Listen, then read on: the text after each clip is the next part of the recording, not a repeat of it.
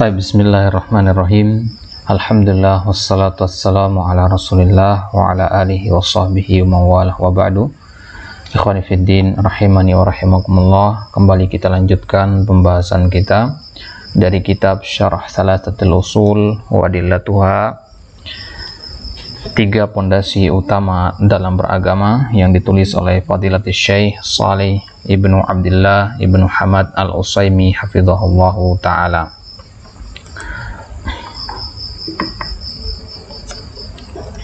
Baik, kita sekarang sedang membahas tentang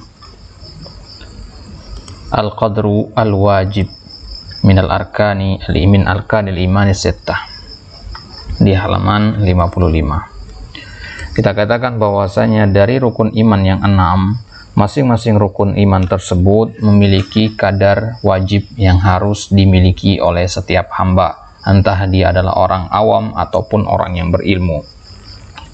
Kadar wajib tersebut berbeda-beda tingkatannya di masing-masing rukun iman tersebut. Kadar wajib ya dalam masalah al-imanu billah sudah kita sampaikan apa saja.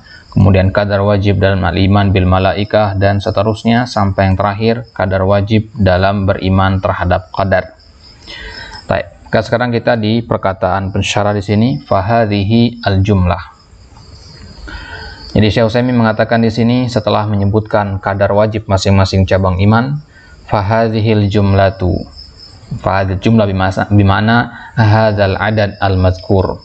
Ya, jumlah yang telah disebutkan tadi. Ya, kalimat-kalimat di atas tadi, ya rukun kadar wajib tadi, hiya amudul aqdar. Ya, al-mujzi'ah minal imani fi kulli ruknin min hadhil arkani ibtidaan. Semua kadar wajib tadi itu adalah takaran-takaran utama. Amud artinya pokok, tiang. Ya. Takaran utama al-mujzi'ah. Ya. Al-mujzi'ah itu artinya sesuatu yang jika kita memilikinya, kita dikatakan telah melakukannya dengan benar. Salat, kalau antum penuhi rukun-rukun syarat-syaratnya serta tidak ada penghalangnya, maka sholat antum dikatakan mujzi'ah. Apa maksudnya ya? Jadi beriman kepada Allah itu ada takaran-takaran yang mujzi'ahnya. Ya, yang jika kita memilikinya, ya, maka iman kita dalam 6 rukun tersebut dikatakan iman yang benar. Ya, ini maksudnya dengan al-aqdar al-mujzi'ah. Al-aqdar itu jamak dari qadar, takaran, ya, qadar, ya. Ya. Jadi masing-masing rukun itu kita katakan memiliki takaran-takaran, dan takaran-takaran ini ya harus ada pada diri setiap muslim. Kalau tidak, maka keimanannya tidak dikatakan sempurna. Ya, tidak dikatakan sempurna. Ya. Mimma la yasa'ul abdu jahlu. Tidak boleh seorang hamba itu jahil terhadap masalah ini. Wala yasihu imanuhu illa bih, dan tidak sah imannya kecuali dengan kadar-kadar tadi. Fala budda min syuhudi hadhil ma'ani wal ilmi biha. Maka harus kita mempersaksikan makna-makna tadi, wal ilmi biha, harus kita mengilmuinya. Maksudnya apa? Ya. Rukun-rukun iman tadi yang 6 itu masing-masing kan punya kadar wajib. Kadar wajib itu wajib kita imani, wajib kita ilmui, wajib kita persaksikan. Wa in fuqidatil ibaratu al muaddiyatu anha. Meskipun al ibarat, ya, istilah-istilah ini tidak tertulis secara letterlock. Maksudnya apa? Ya, tadi misalkan kita ambil contoh, beriman kepada Allah, kadar wajibnya apa? Yang pertama adalah mengimani adanya Allah.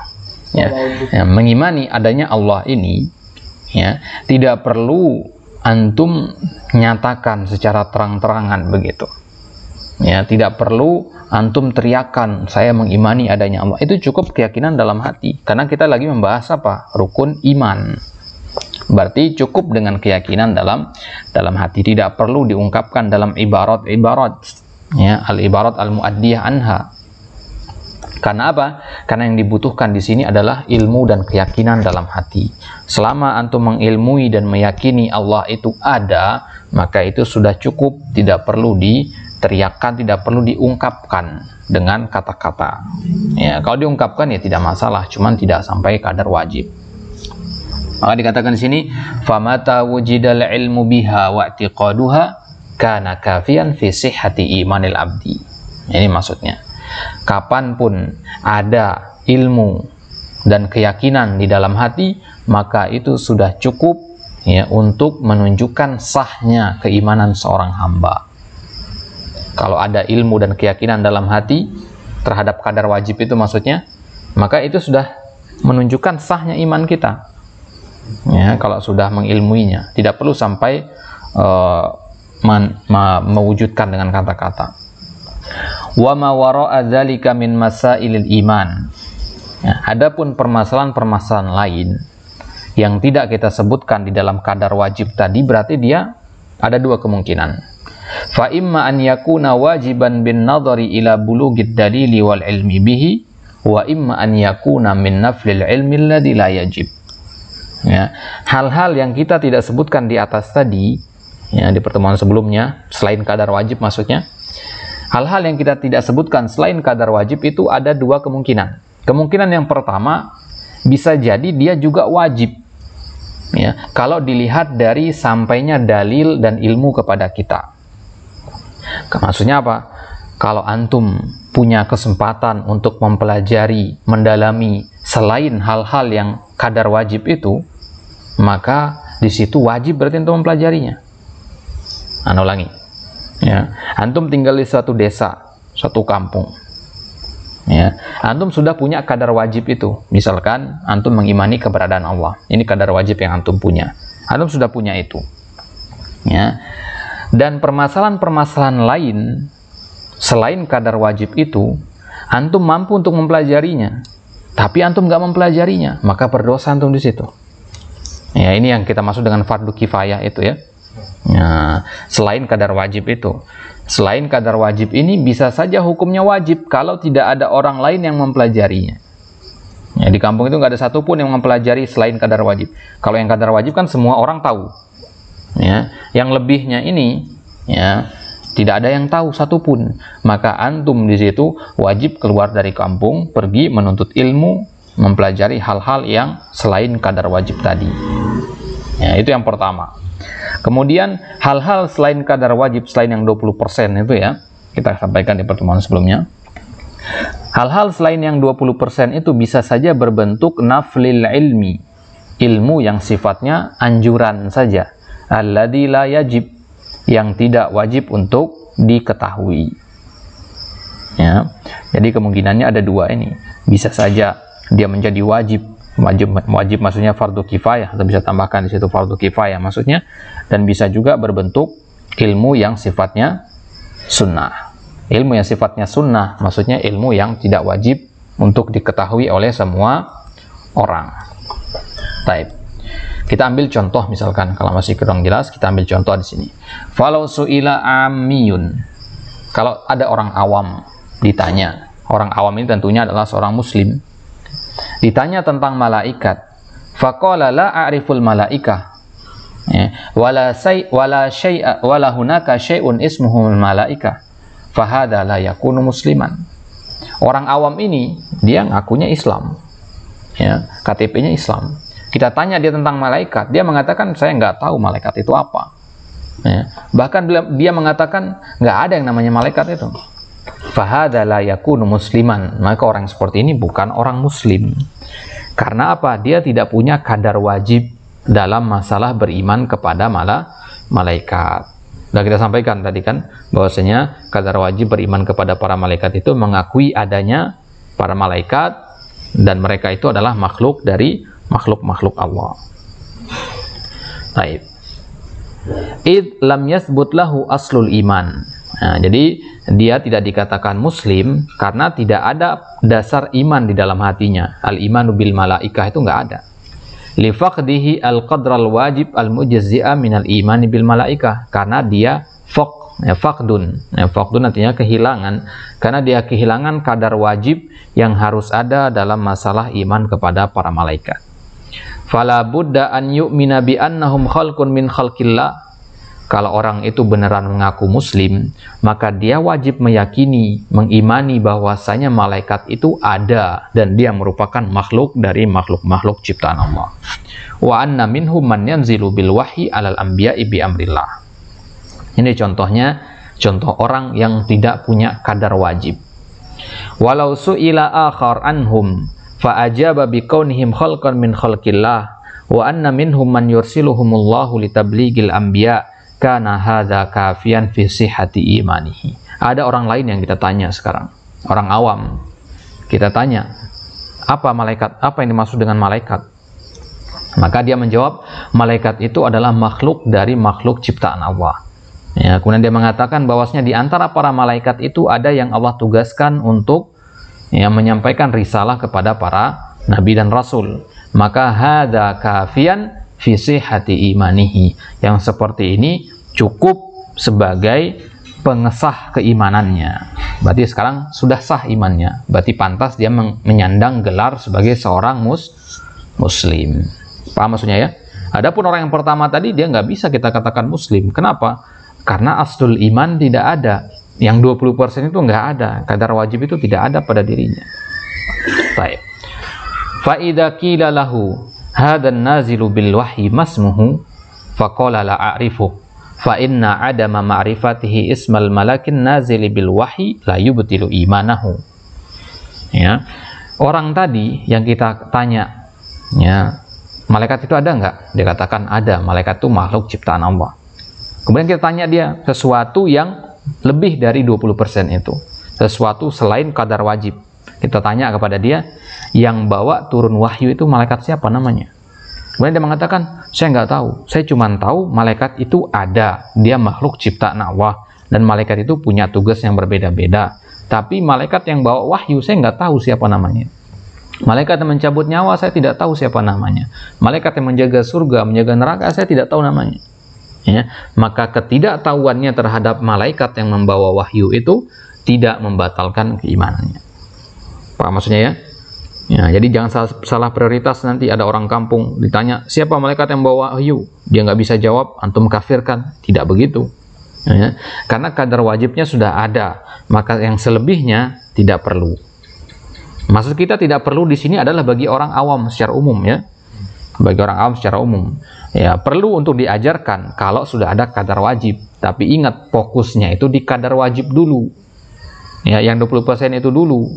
Antum ajarkan yang 20% itu dulu, baru antum tambahkan hal-hal tambahan. Seperti misalkan nama malaikat yang membawa wahyu siapa. Ya. Nah, jadi orang yang seperti ini imannya tetap. Ya, tidak dikatakan batal keimanannya, tetap dikatakan sebagai seorang muslim meskipun dia tidak mengetahui siapa nama malaikat tersebut. Bal imanuhu sabitun bitahsilihi al-qadril wajib. Nah, imannya tetap ada karena dia sudah punya kadar wajib itu. Mimma yasihu bihi imanuhu al-muta'alliq bil malaika. Fa idza urifa bihi wa qila innahu Jibril wa tuliyat alaihi al-ayatu wa quri'atil ahaditsu allati fiha dzikru Jibril kana imanuhu bismi Jibril annahu minal malaikati wajiban alaihi bi'tibari bulughid dalili lahu wa ilmihi bihi wa amma qabla dzalika fala yata'allaqu bihil wujub. Sekarang laki-laki yang sama ini, laki-laki yang tadi yang kita tanya siapa malaikat yang bawa wahyu, dia nggak tahu. Ya, sekarang kita ajarkan dia. Ya, wahai saudaraku, malaikat yang membawa wahyu dalam Islam itu namanya Jibril. Kemudian antum bacakan kepada dia ayat-ayat Al-Quran, antum bacakan hadis-hadis yang ada penyebutan Jibril di situ. Ya, maka sekarang wajib dia beriman kepada adanya malaikat yang bernama Jibril. Kalau tadi nggak wajib, paham maksudnya ya? Kalau tadi nggak wajib, karena apa? Karena lebih dari 20% ini. Nah, sekarang kita sudah bacakan dalil, sudah tegak hujah. Nah, kalau sudah tegak hujah, nggak boleh lagi dia ngingkari sekarang. Gitu maksudnya. Jadi orang yang hanya punya 20%, itu tidak perlu dipaksa untuk memahami sisanya. 30%, 40%-nya tidak perlu.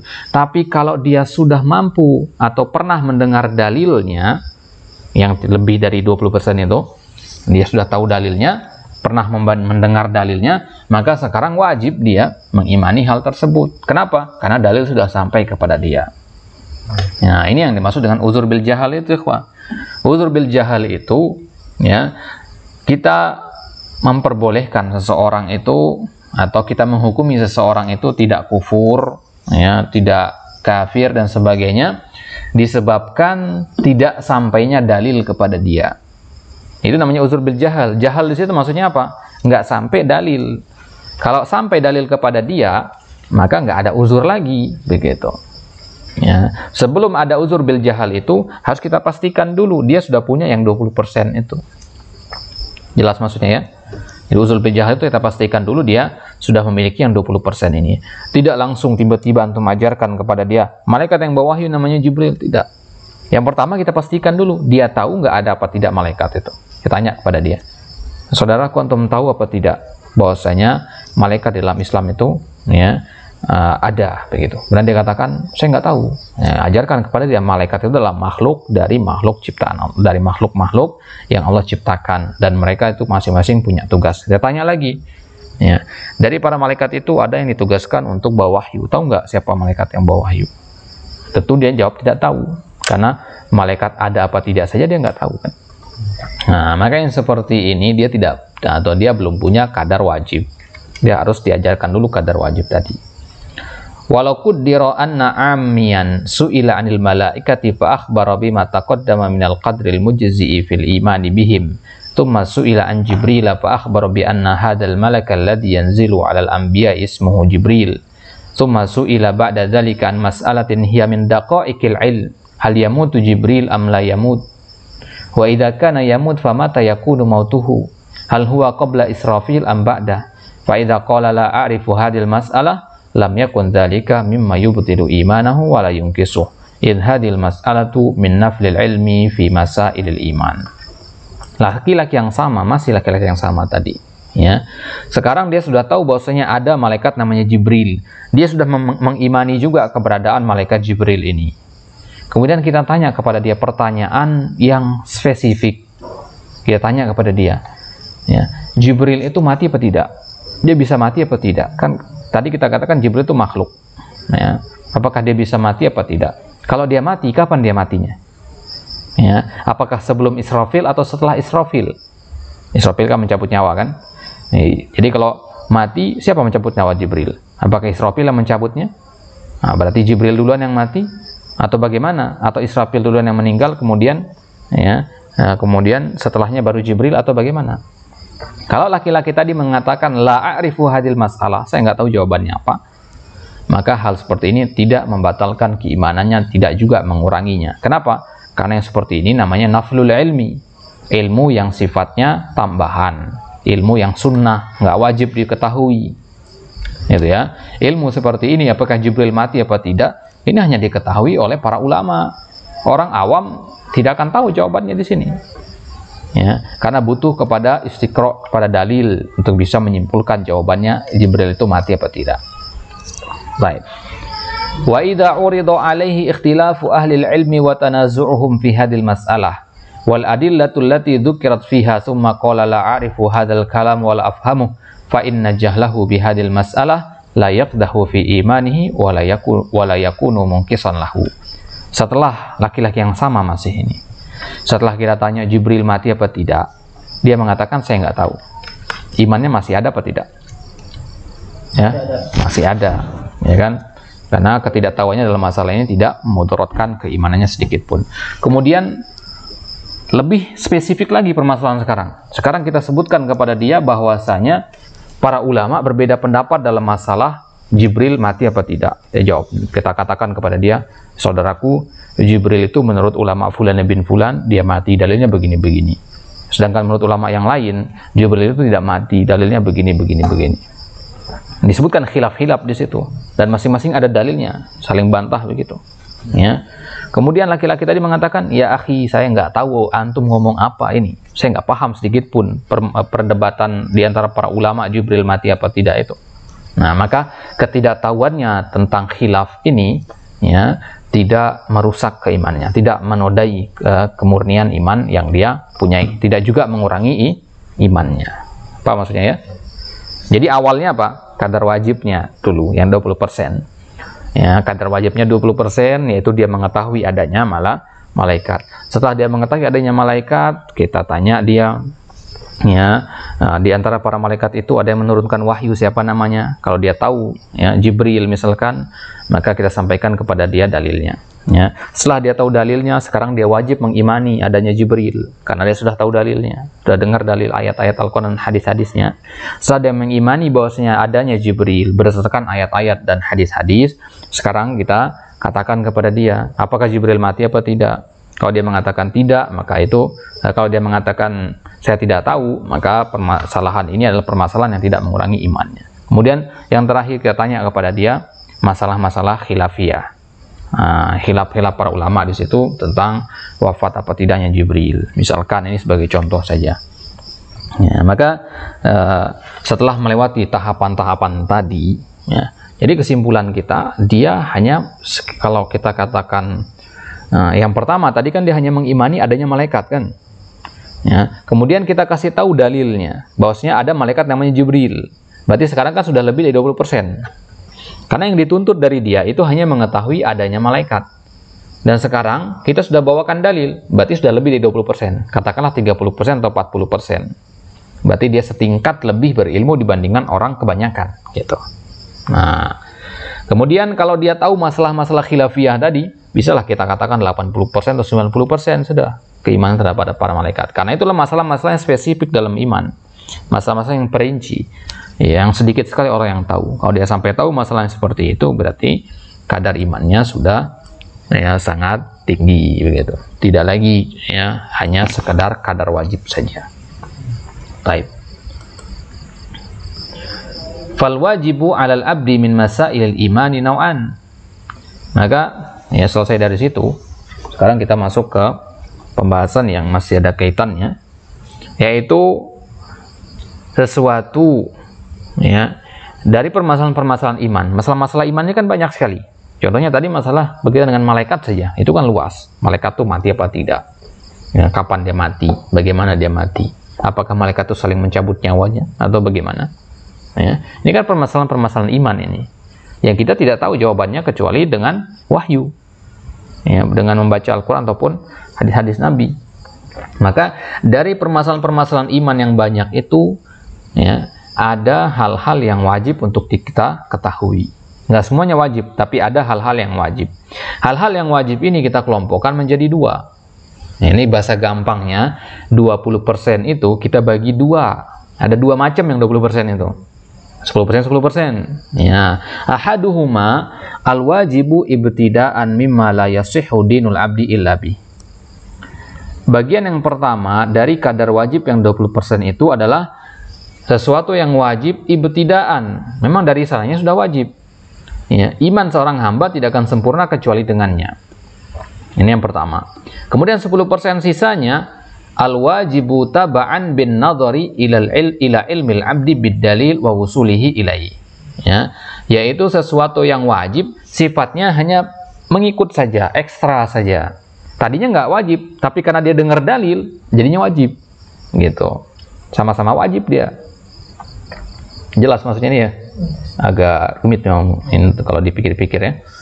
Nah, jadi katakanlah antum sudah punya 20% ini. Ya, ini bagian yang pertama, antum sudah pegang ini. Ya, bekal antum ini. Al-wajibu ibtidaan itu. Ya, misalkan antum mengimani adanya Allah. Ini sudah bekal yang cukup bagi orang awam. Ya. Kemudian ada seorang dai datang kepada antum menyampaikan sesuatu yang lebih dari 20% itu. Dia menyampaikan dalil-dalil Al-Quran, Sunnah. Maka sekarang, ya, kadar wajib antum tidak hanya 20% naik ya, 30% atau 40%. Kenapa? Karena antum sudah mengetahui dalilnya. Ya, karena dalil sudah sampai kepada antum, maka wajib antum imani dalil itu. Bagaimana kalau ada orang nanti dia nutup telinga ketika mendengar dalil, atau dia mendengar dalil tapi tidak dihiraukan misalkan, maka ini tidak boleh, kufur di sini. Paham maksudnya ya? Nah, jadi mungkin antum berpikir kalau begitu lebih baik kita mencukupkan diri dengan 20%, ya kan? Nggak keluar rumah, nggak usah dengarkan dalil-dalil yang lain, gitu kan maksudnya? Ya. Nah, logikanya sama kayak begini. Ya, orang ya, kalau tidak sampai kepada dia risalah Islam, ya, apakah dimasukkan ke neraka apa tidak? Diuji di akhirat. Intinya tidak kan? Nah, dia tidak dimasukkan ke dalam neraka. Kenapa? Ya karena risalah Islam nggak sampai kepada dia. Dia nggak tahu ada agama namanya Islam. Dia tinggal di hutan misalkan. Ya, berarti ya ketika misalkan ada orang yang seperti itu, kondisinya tinggal di tengah hutan seperti itu, berarti lebih baik bagi dia untuk tidak mengenal apa itu Islam. Logika singkatnya begitu kan ya. Mungkin pikiran sempit orang kan mengatakan begitu. Nah, tapi kita jawab seperti ini ya. Nah, memang ketika dia tidak mengetahui Islam, dia tidak akan dihukum karena ketidaktahuannya tersebut. Tapi kalau dia tahu apa itu Islam, ya, dia akan mendapatkan kebaikan yang banyak di dunia maupun di akhirat, gitu maksudnya. Ngerti maksudnya ya? Nah, jadi kalau orang berpikiran sempit, dia akan mengatakan, ya, kalau saya tidak pernah mendengar apa itu Islam, saya tidak dihukum, maka lebih baik saya tidak mendengar apa itu Islam, sengaja tidak mempelajari apa itu Islam. Nah, orang berlogika sempit akan berpikir begitu.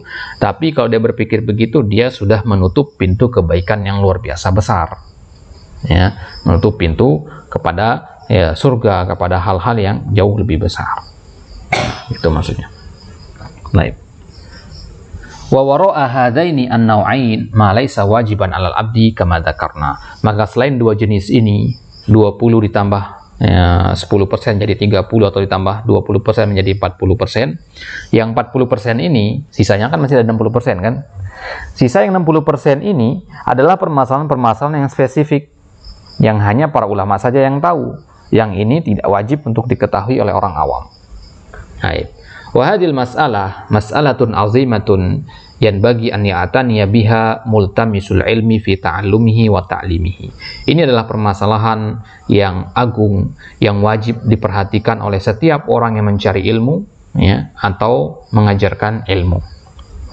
Nah, jadi selama antum sebagai thalibul ilmi atau sebagai seorang dai, ya, antum harus pahami masalah ini. Tujuannya apa? Agar materi dakwah antum terstruktur. Ya, jangan awal dakwah. Memang selama ini untuk pelajari dakwah yang paling penting itu diawali dengan apa? Tauhid kan. Tapi tauhid yang mana? Itu kan pertanyaannya sekarang. Itu kan. Ya, tauhid yang mana yang harus pertama kali diajarkan? Maka jawabannya ini. Tauhid yang merupakan kadar wajib. Yang pertama kita ajarkan itu yang kadar wajib yang 20% ini. Jangan masuk kampung langsung ajarkan khilaf-khilaf dalam masalah al-asma'il husna. Dalam masalah qadar misalkan. Pendapat Jahmiyah, pendapat Mu'tazilah dan sebagainya, jangan dulu, ya. Memang itu bagian dari pembahasan akidah, ya, penting juga disampaikan. Tapi ya, kadar wajibnya belum ada masalahnya ini. Objek dakwah antum belum punya kadar wajib ini. Nah, maka perlu diperhatikan masalah ini, ya, agar dakwah antum menjadi tepat sasaran. Ya. Baik. Fayusahhihu imanahu wa yuqawwihi fi nafsi. Ya, katakanlah antum sebagai penuntut ilmu sekarang tidak berdakwah atau belum berdakwah, ya, tetap antum wajib mengetahui hal ini. Kenapa? Karena antum bisa mengoreksi iman antum dan menguatkannya. Mungkin ya selama ini antum belajar akidah, tapi lompat yang 20%-nya.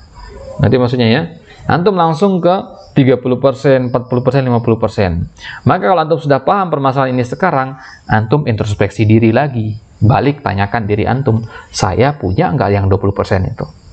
Ya, kalau antum belum punya, segera pelajari segera mungkin. Ya, istilahnya antum rewin dari awal belajar lagi, gitu. Ya, mungkin ini penyebabnya selama ini iman kita tidak kuat atau ilmu kita tidak kokoh. Disebabkan apa? Kita lompat belajarnya. Ya, ibaratnya anak SD belum diajari hitung-hitungan tambah-tambahan, sudah diajari kali-kalian. Ya, sudah diajari bagi kurung. Ya, dia masuk SD langsung belajar pelajaran kelas 4 SD misalkan. Ya, pastinya dia akan tidak kokoh. Bisa saja ilmunya dia dapat, ya, tapi ilmunya pasti tidak kokoh. Kenapa? Karena dia tidak punya kadar wajib yang 20% yang dari awal itu. Ya, ini berarti pentingnya tadarruj itu. Yang bertahap-tahap dalam membangun akidah atau dalam membentuk keimanan itu. Wa idza bayyana al-imana lin-nas. Begitu juga kalau antum sebagai seorang dai, antum akan menjelaskan iman itu apa kepada orang-orang.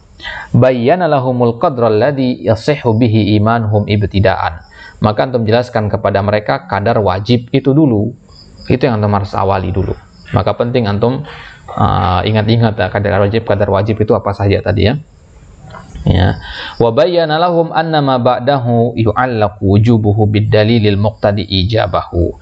Dan antum jelaskan juga kepada manusia, kepada objek dakwah antum, kepada masyarakat, bahwasanya selain kadar wajib ini ya, memang dia bisa menjadi wajib tapi kalau dalilnya sampai kepada antum. Gitu maksudnya. Antum jelaskan kepada orang-orang. Saya akan jelaskan yang 20%, katakan kepada mereka begitu. Ya. Sisanya tidak perlu antum pelajari, tapi kalau antum dengarkan ya, penjelasannya, maka wajib antum imani, begitu. Ya. Saya sampaikan bahwasanya Allah itu ada. Ini 20% antum sudah punya. Ya, maka antum stop, tanya ke dia. Antum mau lanjut apa enggak? Karena kalau lanjut, apa yang akan saya sampaikan sekarang harus antum imani. Karena yang akan saya sampaikan adalah dalil dari Quran dan Sunnah. Tapi kalau antum mau berhenti, sudah nggak masalah. Karena antum sudah punya 20%. Paham maksudnya ya? Jadi kalau dia pergi dari majelis, ya tidak masalah. Karena dia sudah punya 20%. Tidak perlu dipaksa di situ. Ya. Tapi kalau dia mau duduk, maka itu tentu jauh lebih baik. Ya. Antum sampaikan, dia mau duduk ternyata, saya mau lanjut. Antum sampaikan sisanya 30%. Ya. Bahwasanya, ya, antum sudah tahu Allah itu ada. Dalilnya ini dari Al-Quran, ini dari Sunnah. Nah, sekarang antum wajib meyakini bahwasanya Allah itu ada. Dia sudah dapat 40%. Tanya lagi ke dia, antum mau lanjut nggak? Karena masalah yang akan saya sampaikan sekarang ini akan lebih rumit. Kalau tadi hanya dalil saja, antum pahami dalil selesai. Sekarang yang saya sampaikan ini permasalahan yang lebih spesifik, gitu. Ya. Nah, kalau dia menjawab, "Na'am, saya lanjut." Ya. Kalau dia bilang, "Udah cukup sampai di sini, ini sudah cukup bagi saya, dalilnya sudah kebanyakan di kepala saya nggak bisa nambah lagi," maka tidak masalah, karena dia sudah lebih dari 20% kan. Sudah 40% dia punya. Maka kalau dia mau lanjut, ya, kita katakan ke dia misalkan, baiklah kalau antum mau lanjut, saya akan sampaikan permasalahan yang spesifik sekarang, yang biasanya orang awam tidak paham masalah ini, yaitu bahwasanya Allah itu ada, ya, Allah itu ada, ya, tapi adanya Allah itu tidak di mana-mana. Allah itu ada di atas arsy, bersemayam di sana. Allah tidak ada di mana-mana. Ya, tidak berada di semua tempat maksudnya. Dalilnya begini-begini, ya. Allah itu ada di mana-mana, yang ada bukan zatnya tapi ilmunya. Ilmunya Allah ada di mana-mana. Adapun zatnya Allah tetap di atas arsy-Nya, di tempat yang mulia. Ya, Allah tidak ada di kamar mandi, di tempat-tempat yang buruk. Ya, subhanallah min dzalik. Ya. Nah, maka kemudian kita sampaikan hal tersebut. Ini kan pembahasan spesifik ya. Orang awam kebanyakan berpikir Allah itu ada di mana-mana, misalkan. Ya. Nah, dalilnya begini. Sudah paham dia. Maka sekarang dia sudah punya 70%. Ya. Ditanya lagi ke dia. Ya, akhi, antum mau lanjut apa tidak? Antum sudah punya 70%. Apa yang akan saya sampaikan sekarang akan lebih sulit lagi. Kalau tadi permasalahannya rumit, sekarang akan saya sampaikan permasalahan jauh lebih rumit lagi. Dan ini merupakan puncaknya. Kalau antum tetap duduk, maka bisa jadi iman antum 100%. Kalau tidak masalah. Karena antum sudah punya bekal 70%. Dan itu sudah jauh lebih dari cukup gitu. Nah, kalau dia mau duduk, maka kita sampaikan misalkan ya para ulama berbeda pendapat tentang ya makhluk yang paling besar itu apa. Ya, apa makhluk Allah yang paling besar, ya. Arsy atau Lauhul Mahfuz atau Alkitab gitu. Ya. Nah, jadi permasalahan-permasalahan yang ya, para ulama khilaf di situ. Tentu sampaikan masalah-masalah khilafiyah. Tentu sampaikan dalil masing-masing kelompok, kemudian perbedaan pendapatnya apa, ya, asal perbedaan pendapatnya, penyebabnya apa, dalil masing-masing pendapat apa, kemudian tentu sebutkan yang rajih yang mana.